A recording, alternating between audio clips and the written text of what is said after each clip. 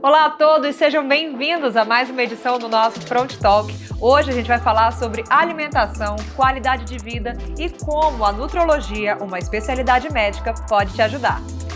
Mas antes, não esquece de se inscrever aqui no canal, curtir e compartilhar esse vídeo.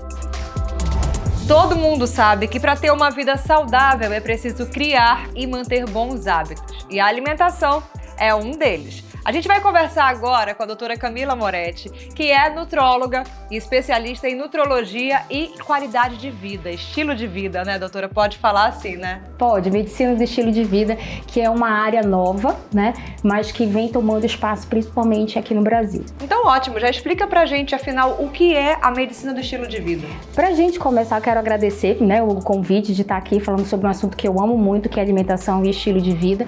A medicina do estilo de vida é uma medicina convencional. Então, primeiro, para explicar a medicina do estilo de vida, a gente tem que explicar o que ela não é. Então, ela não é medicina integrativa, ela não é medicina personalizada, ela não é medicina individualizada. Ela é uma medicina baseada em evidência científica que usa a mudança do estilo de vida para promover a saúde. Então, assim, hoje a gente sabe que 80% das doenças não transmissíveis, né, que são as doenças do estilo de vida, que a gente tem hipertensão, a gente tem o diabetes, a obesidade, elas podem ser evitadas com a mudança do estilo de vida. Então, adquirir um estilo de vida saudável é muito importante. E dentro de um dos pilares da medicina do estilo de vida tem a alimentação. Então, explica pra gente quais são os principais pilares para manter uma alimentação saudável. Hoje, a gente vai muito no supermercado, né? A gente usa muito industrializado. Então, se a gente quer ter uma alimentação saudável, a gente tem que diminuir esse consumo de industrializados. Até porque eles são ricos em sódio, em gorduras trans. Então, a gente precisa realmente ir menos ao supermercado e mais à feira, comprar mais alimentos in natura, né? Então, além disso, a gente tem que diminuir o teor de sódio. A Organização Mundial de Saúde, ela fala que a gente tem que consumir em torno de 2.000 miligramas de sódio ao dia. O Brasil consome 2,4% a mais. Então, somente isso contribui para a hipertensão, para o aumento do infarto, para o aumento do AVC. Então, a alimentação é a base de tudo. Hoje a gente come muito menos frutas, hortaliças, né? Bebe muito menos água. Então, para a gente construir uma alimentação saudável, a gente precisa de vários tópicos que são importantes para a gente ter no nosso prato no dia a dia. Tem aquele ditado, né? Desembalar menos e descascar mais, né? Só que hoje, pela praticidade da vida, as pessoas vão muito no supermercado, né? Tem gente que não sabe o gosto de uma fruta, né? Tem gente que não tem nem uma vez na semana no seu cardápio uma salada. E assim, o que a gente vê hoje? Que os alimentos, os micronutrientes, eles são muito mais absorvidos quando eles vêm via alimentação e não via suplementação. Quando a gente não consegue realmente, durante a alimentação, a gente pode suplementar.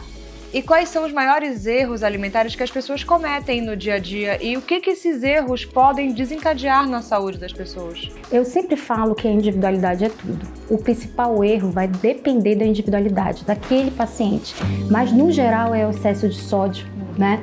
É o excesso de condimentos, né? Na realidade, você hoje vai muito ao supermercado industrializado, é um dos principais fatores de risco, porque a gente tem conservantes, a gente tem muito sódio e a gente tem gorduras que não são gorduras boas pra gente. Então, esses são os principais erros da alimentação. E eles estão associados com as principais doenças, que são as doenças cardiovasculares. E a gente vai falar agora de um assunto que é até delicado, né? Que é a compulsão alimentar. Quais são os primeiros sinais que a gente pode identificar?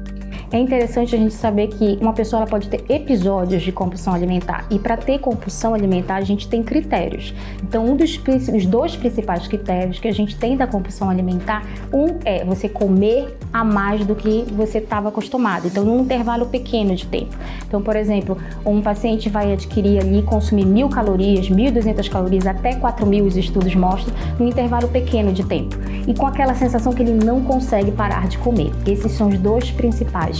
E com a obesidade e com o que a gente vive hoje, as pessoas têm muita frequência dentro do consultório de episódios de compulsão alimentar. Então a gente precisa fazer o diagnóstico correto, porque tem tratamento. Tem tratamento medicamentoso e também com auxílio psicológico. E doutora, as intolerâncias, hoje em dia a gente ouve muito falar de intolerância à lactose, intolerância ao glúten. Antes a gente não escutava tanto, né? Nossos pais, nossos avós não tinham toda essa questão da intolerância. Hoje a gente já vê bebês nascendo já intolerantes à lactose. A que vocês atribuem esse fato? Na realidade, Hoje se diagnostica mais as intolerâncias e hoje você tem exames padrão ouro, que é o melhor exame para isso. Por exemplo, o hidrogênio inspirado é um exame que a gente sopra o paciente 2 horas dentro do consultório e você consegue realmente delimitar se ele é intolerante ou não.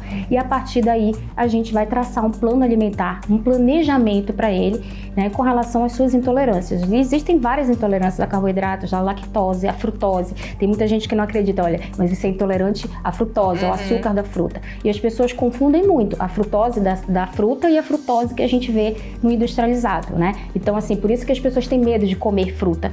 Dificilmente uma pessoa engorda, fica com sobrepeso por estar consumindo fruta. Então a gente precisa trabalhar com isso, que é educação em saúde e empoderar o paciente de conhecimento para mudança de hábito. E justamente hoje a gente vê muito na internet as pessoas falando sobre suplementação, né?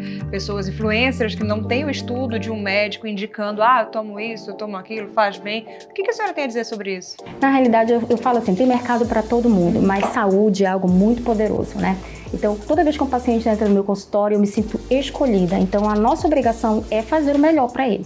Então, a suplementação, ela tem as suas características, as suas indicações. Hoje, você entra na academia, o paciente no outro dia está no consultório com uma lista de suplementos e ele nem cuidou da alimentação. Então, primeiro a gente tem que fazer o básico. E o básico não quer dizer que é fácil, né? O básico é se alimentar direito, é dormir com qualidade, é se movimentar, né? É fazer atividade física. E o suplemento ele vem como uma continuidade. Quando eu não consigo suplantar, ou seja, eu não consigo que aquele paciente tenha tudo pela alimentação, aí eu indico uma suplementação. Doutora Camila, o seu slogan fala sobre nutrir sonhos e ideias, né? Fala pra gente então, dá um recado para quem está assistindo essa entrevista, que quer começar uma nova rotina, que quer ter uma vida saudável. Qual é a dica que a senhora pode dar?